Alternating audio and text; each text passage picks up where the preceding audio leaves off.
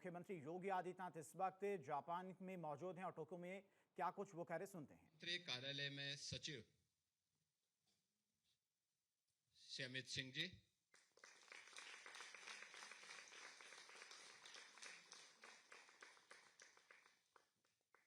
Uttar Pradesh delegation से जुड़े हुए अन्य अधिकारीगण अगर उपस्थित हों तो वे भी मंच पर आए तो अच्छा होगा, उनका परिचय हो जाएगा। तरुण ये एडिशनल डीजी है पुलिस के और इन्वेस्ट यूपी के हमारे जो सीईओ हैं श्री विजय किरण आनंद, जिन्होंने प्रयागराज महाकुंभ का आयोजन किया था।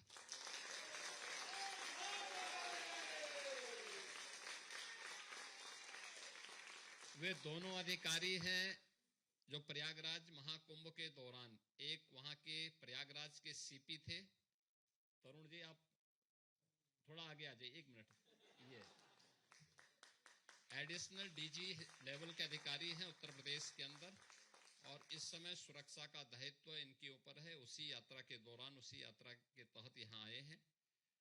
और विजय किरण आनंद ये उस समय कुंभ के प्रभारी अधिकारी के रूप में यही वहां इस दायित्व का निर्वहन कर रहे थे।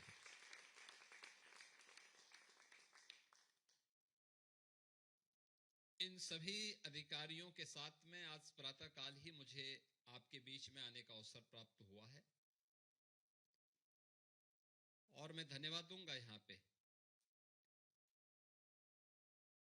कि भारत की जो यहां पे राजदूत हैं उन्होंने और उनकी पूरी टीम ने प्रातःकाल से ही हम लोगों के कार्यक्रम इस रूप में लगाए थे कि लगातार कार्यक्रम करते करते करते हम सीधे कार्यक्रम से ही यहां पर अभी यहां के माननीय विदेश मंत्री जी के साथ बातचीत करने के उपरांत मुझे आपके बीच में यहां आने का अवसर प्राप्त हुआ है।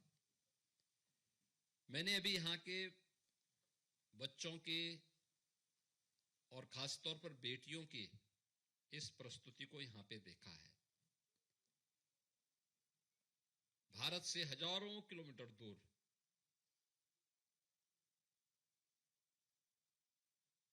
और इतना,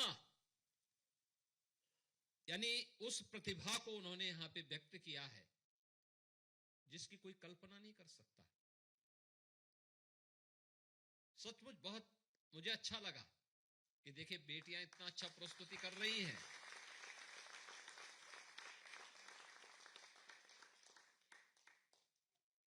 लेकिन उसमें एक भी पुरुष नहीं था।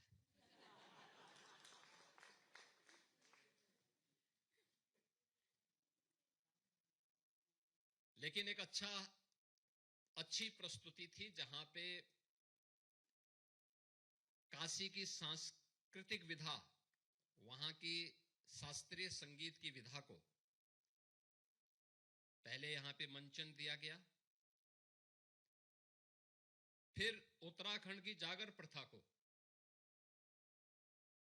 उस बेटी ने नंदा देवी के गाथा को उस जागर प्रथा के माध्यम से कितनी तेजस्विता के साथ प्रस्तुत किया और क्या शानदार प्रस्तुति थी। और अंत में कौन ऐसा भारतीय होगा जो अयोध्या में राम मंदिर बनने की उत्सुकता के फलस्वरूप उत्साहित न हो।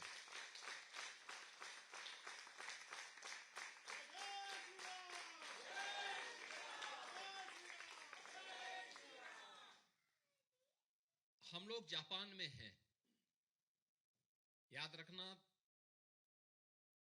यह एक संजोग ही है। जब जापान की हम बात करते हैं तो जापान सन ऑफ लैंड है। सूर्य की पहली किरण इस पावन धरा पर पड़ती है और भारत सन ऑफ सन है। आप देखें किस रूप में एक दूसरे को जोड़ता है। भगवान राम इसी सूर्यवंशी परंपरा में पैदा हुए थे।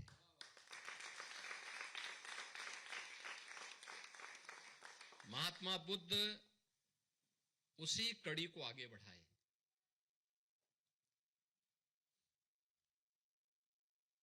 कोई भी अवतार होता है वह उस समय की आवश्यकता के अनुरूप अपने कार्यों को संपादित करता है,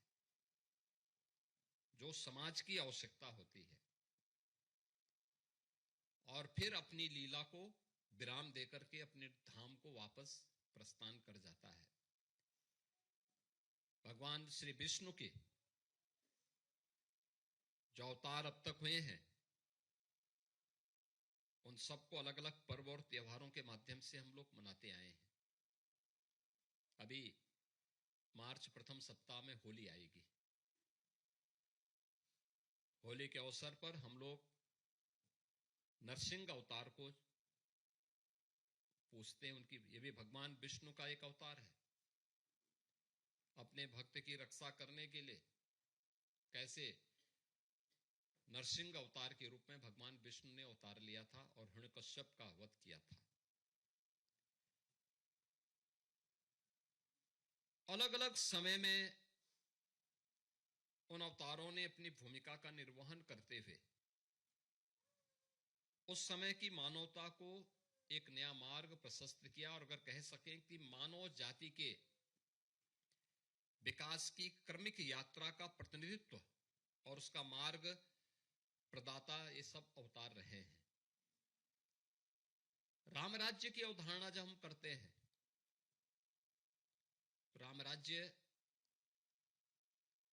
वास्तव में हमारी भारतीय परंपरा ने, सनातन धर्म की परंपरा ने धर्म को केवल उपासना विधि तक नहीं जोड़ा है,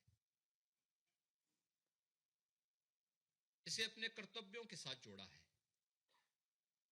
इसको एक जीवन पद्धति के रूप में अंगीकार किया है, इसको वे ऑफ लाइफ माना है, जो जीने की पद्धति है, जो आपको आगे बढ़ने के लिए नैतिक मूल्यों के पथ पर अग्रसर करने के लिए अपने से बड़ों के प्रति और जिस धरती पर रहें उस धरती के प्रति कृतज्ञता ज्ञापित करने की प्रेरणा प्रदान करती हो। हम अपने कर्तव्यों का पालन करें, यही हमारा धर्म है, और हर भारतीय अपने इस धर्म का पालन जहां भी रहता है वह करता है। और मुझे प्रसन्नता है कि भारत से हजारों किलोमीटर दूर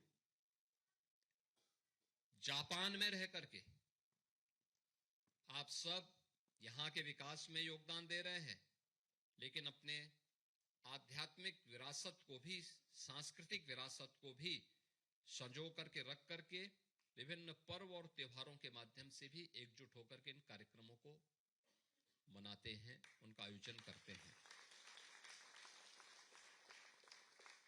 मैं भी देख रहा था, यहां पे उत्तर प्रदेश दिवस का भी कार्यक्रम हुआ। 24 जनवरी उत्तर प्रदेश की स्थापना का दिवस है। प्रधानमंत्री मोदी जी की प्रेरणा से पूरे देश के अंदर हर राज्य से कहा गया कि वे अपने स्थापना दिवस के कार्यक्रम को आयोजित करें। उन आयोजनों के माध्यम से अपने राज्य के साथ साथ राष्ट्र के प्रति अपने दायित्वों के निर्वहन की शपथ भी ले। कुछ नयापन उस अवसर पर एक नए संकल्प के रूप में आना चाहिए। पर्व और त्योहार भी उसी संकल्प के प्रतीक होते हैं। भगवान राम हो, भगवान श्री कृष्ण हो, या फिर उन सभी अवतारों की परंपरा जो हमें एक प्रेरणा देती है, उसके पीछे का उद्देश्य भी यही होता है कि हम सब उन मूल्यों को जिएं, उसके अनुरूप आचरण करें, उसके अनुरूप आगे बढ़ें, और वही प्रेरणा प्राप्त करने का अवसर ये पर्व और त्योहार हमें प्रदान करते हैं, जो कभी कभी आते हैं। और आपने देखा होगा दीपावली देश में, दुनिया में मनाई जा रही थी, लेकिन जिस अयोध्या से शुरुआत हुई थी 2017 के पहले वहां दीपावली नहीं मनाई जाती थी। 2017 में जब हमारी सरकार उत्तर प्रदेश में बनी